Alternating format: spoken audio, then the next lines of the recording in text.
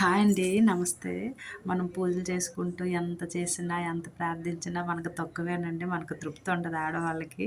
మనం ఉదయం లేచిన నుంచి మన పనులన్నీ చేసుకుంటే ఎంత బేగా దేవుడి గదిలోకి వెళ్ళి ప్రార్థన చేసుకుంటాం అన్నట్టు ఉంటది కదండీ! అయితే ఇలా ఉంటే ఒక మంచి మాటండి. అమ్మాయి గురించండి. మనకి అమ్మ అమ్మ వాళ్ళు పెళ్లి చేసి అత్తవారింటికి పంపిస్తారు కదండీ! అక్కడంతా మనకి కొత్తేనండి. కానీ మన భర్తకు మాత్రం తండ్రుంటారు, తల్లుంటారు, అక్క చెల్లెలుంటారు, అన్నదమ్ములుంటారు, అందరికీ వాళ్ళుంటారు.